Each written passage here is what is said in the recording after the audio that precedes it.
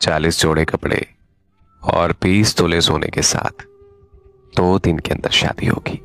अगर मेरी ये शर्त आप लोगों को मंजूर है तो बेशक 2 दिन बाद आप सादगी से बारात लेकर चले जाएं। दादाजी के हुक्म के मुताबिक आबिद के घर वाले 2 रोज बाद सिर्फ चंद लोगों पर मुश्तमिल बारात लेकर आ गए। निकाह के बाद रुखसती हुई तो सभी की आंखें नम थी और जिस वक्त मैं गाड़ी में बैठी तो दादाजी ने मुझे एक खत पकड़ाते हुए हिदायत की कि बेटी, इसे तुम घर जाकर आराम से पढ़ना। हम दोनों एक दूसरे को पाकर बहुत ज्यादा खुश थे। हमें यूं महसूस हो रहा था कि जैसे हमें जन्नत मिल गई हो।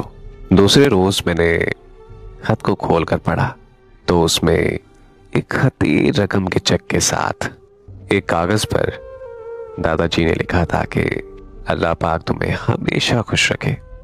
हम लोगों ने अपनी मर्जी के खिलाफ जाकर तुम्हारी मर्जी से और तुम्हारी रजामंदी से तुम्हारा निकाह कर दिया, मगर अब इस घर से तुम्हारा हमसे अब कोई रिश्ता ताल्लुक नहीं है। वो खत पढ़कर मैं बहुत ज्यादा परेशान हो गई। खुशी का समा एकदम दुख में बदल गया। मैंने रोना शुरू कर दिया। मैं अपने दादा के असूलों से अच्छी तरह वाकिफ थी। शादी के दूसरे दिन दुल्हन के लिए नाश्ता उसके वालिदैन की तरफ से भेजा जाता है, मगर ये मेरी कैसी बदकिस्मती थी कि नाश्ता तो दूर की बात, मेरे घर से किसी का एक फोन तक नहीं आया। अम्मी अब्बू भाइयों समेत किसी ने भी मेरा हाल नहीं पूछा। उस दिन मुझे बहुत शिद्दत से एहसास हुआ कि मैंने अपनी मोहब्बत तो पा ली, लेकिन कई मोहब्बत भरे रिश्ते मैंने खो दिए। शादी के पूरे 1 साल बाद अल्लाह पाक ने मुझे एक बेटे से नवाजा। बच्चे की सूरत देखकर मैं अपने घर वालों को याद करती। अब मेरी सारी तवज्जो उसकी तरफ मतवज्जा हो गई थी, मगर मेरे ख्वाबों ख्यालों में सभी का लाड प्यार करना, नाज नखरे उठाना मुझे बहुत याद आ रहा था। अपने बच्चे के साथ जागकर गुजारने वाली रात मुझे मेरी माँ की बहुत याद दिलाता था। भाइयों का प्यार, अब्बू की शफकत, दादाजी की नरम मिजाजी, सभी आंखों के सामने किसी फिल्म के मंजर की तरह चलती रहती थी। इस तरह मुझे 8 साल गुजर गए और मैं 4 बच्चों की मां बन गई। एक दिन आबिद को कहीं से पता चला कि मेरे 2 भाई मरे जाते हुए गहरी खाई में गाड़ी गिर जाने के बाइस जान बहाक हो गए थे, और मैं बदकिस्मत लड़की अपने भाइयों का आखिरी दीदार भी ना कर सकी। रोती पीटती रही, लेकिन मेरी फरियाद मेरे घर वालों तक कैसे पहुंच सकती थी। मेरी सास, ससुर और आबिद ने उस वक्त मौके पर मुझे बहुत ज्यादा हौसला दिया। बहरहाल मैं अपना गम भुलाने की कोशिश कर रही थी कि एक रोज मेरा बेटा बीमार हो गया, तो हम उसे अस्पताल लेकर गए।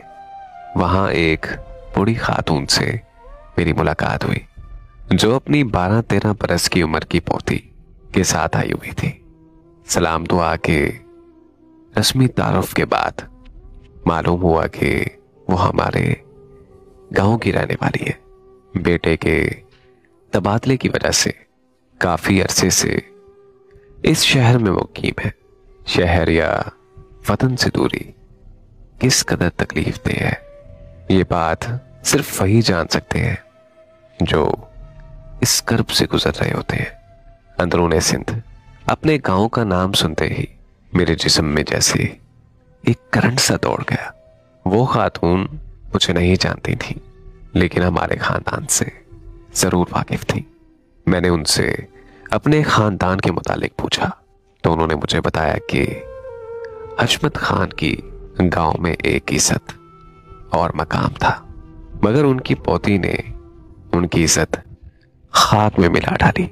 उसने शहर के किसी लड़के के साथ शादी कर ली और वो तो शादी रचा कर चली गई, लेकिन उनका घराना आहिस्ता आहिस्ता तबाह होता चला गया। हशमत खान के पोते मरी जाते हुए रास्ते में हलाक हो गए। बाप बेटों का सदमा बर्दाश्त न कर सका। उस बेचारे को फालिज का अटैक हो गया। बाप का इलाज अभी चल ही रहा था कि उन बेचारों की मां इस दुनिया से चल बसी। अब उसकी बदकिस्मत बेटी को कौन बताए कि तुमने तो अपना घर बसा लिया मगर अपने वालिदैन को उजाड़ कर चली गई। उसका तो उनकी ज़बानी अपने खानदान की बर्बादी का किस्सा सुनकर मुझ पर सख्ता तारी होता चला गया। गम की कैफियत से निडाल किस तरह अस्पताल से घर पहुंची ये बस मैं ही जानती हूं। मुझे घर पहुंचकर भी किसी पल चैन नहीं आ रहा था। मरहूम भाइयों की बातें और मेरी मां का पुरशफ़क़त चेहरा मेरी आंखों के सामने बार बार आ रहा था। मैंने आबिद से पुरानी यादों ने आ घेरा। घर में उस वक्त सिर्फ छोटा भाई मौजूद था। दादाजी और दूसरे भाई कहीं बाहर गए हुए थे। हमें देखकर दो अजनबी लड़कियां और कुछ बच्चे दौड़े चले आए। मैं भागती हुई अब्बू जी के कमरे में गई। फालिज के अमले ने उन्हें बिस्तर से लगा दिया। उन्होंने मुझे देखते ही अपना मुंह दूसरी तरफ फेर लिया। उनका मेरे साथ इस तरह का रवैया जायज भी था। मैं तो उनके सारे लाड प्यार को मिट्टी तले रौंद कर चली गई थी। मैंने अपने अब्बू जी के पांव पकड़ लिए तो गम और अजियत की वजह से उनकी आंखों में आंसू जारी हो गए। फालिज ने उनकी जबान को मुतासिर किया था। मैंने पक्का इरादा कर लिया था कि मां और भाइयों की जुदाई तो सह गई, मगर अब मजीद ऐसा कुछ भी नहीं होने दूंगी। मैं दादाजी के लौटने का इंतजार करूं।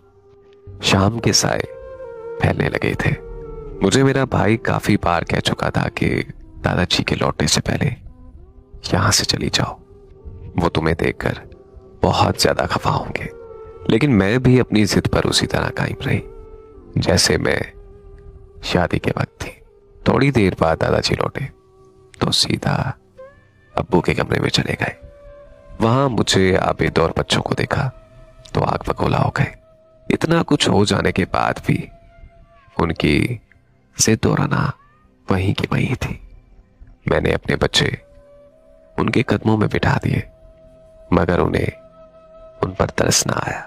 सुबह हुई। नाश्ते के बाद मैं अब्बू जी के पास गई। उन्हें प्यार भरी निगाहों से देखा और उस घर से रोती हुई इस उम्मीद के साथ चली गई कि मेरा रब मेरे लिए कुछ ना कुछ आसानियां जरूर पैदा करेगा। और फिर पूरे 6 माह बाद अब्बू और फिर उसके बाद दादा अब्बू भी इस दुनिया से रुखसत हो गए। मैं और मेरे बच्चे आज इस घर का हिस्सा तो है, मगर बहुत से रिश्ते खो देने के बाद मुझे समझ नहीं आ रही कि मैंने सही किया या गलत किया। आबिद एक बहुत अच्छा शौहर साबित हुआ, मगर मेरा ज़मीर मुझे आज भी कदम कदम पर मुझे निचोड़ कर चला जाता है।